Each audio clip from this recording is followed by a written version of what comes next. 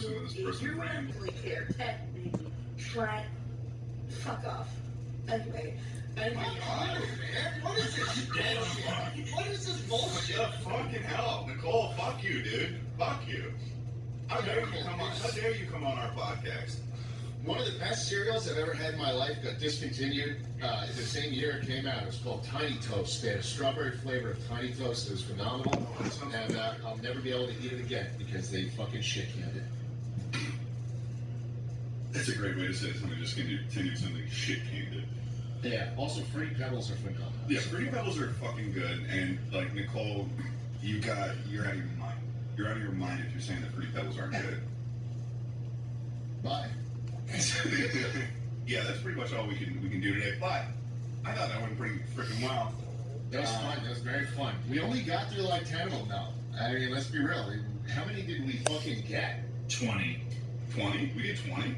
I just saved the 20th file. Wow. Oh, okay. We still 20 out of... This is so... No, it's really sad, isn't it? And finally, the introduction of a new character called Psy.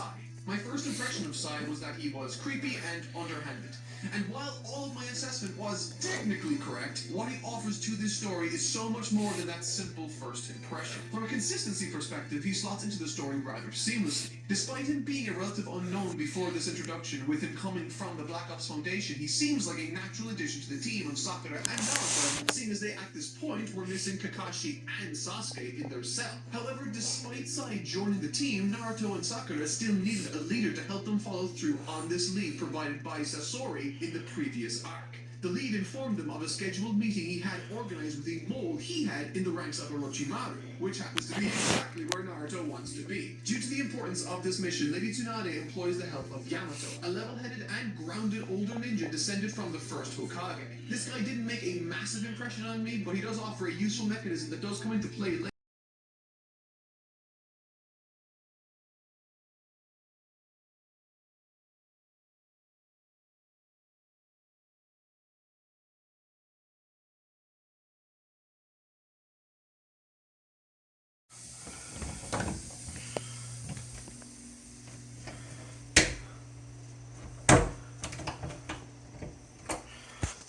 Possess any emotion or even understanding of how other people react or think. He's an extreme manifestation of the tool for destruction and espionage that have been espoused by the higher-ups of this world, even by the third Hokage himself at one point.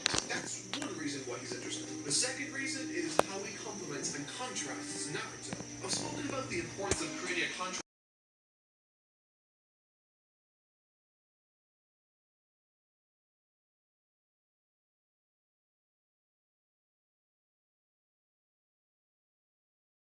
job with is making the fight feel personal. As soon as Yamato sees Orochimaru, everything in the bridge starts turning south.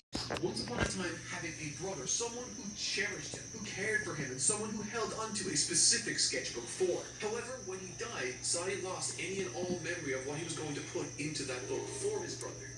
This book itself represents Sai's lost humanity. In conversations, he refers to himself as no one, nobody.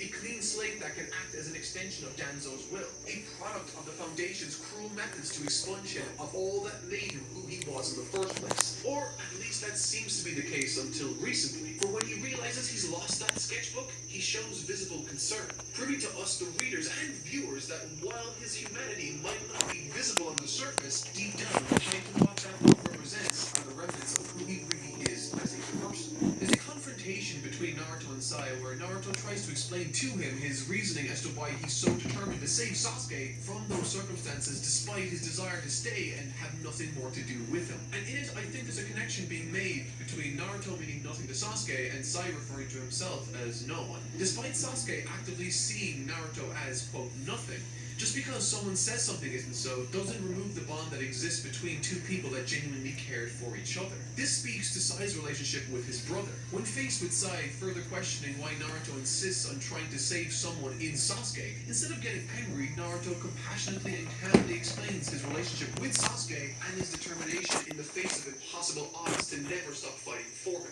And in a way, it's as if he's directly speaking to Sai himself. And while a very solemn scene, I think it's really effective. And at this moment, Naruto feels like he's reached an understanding with Sai, perhaps for the first time since he's met him.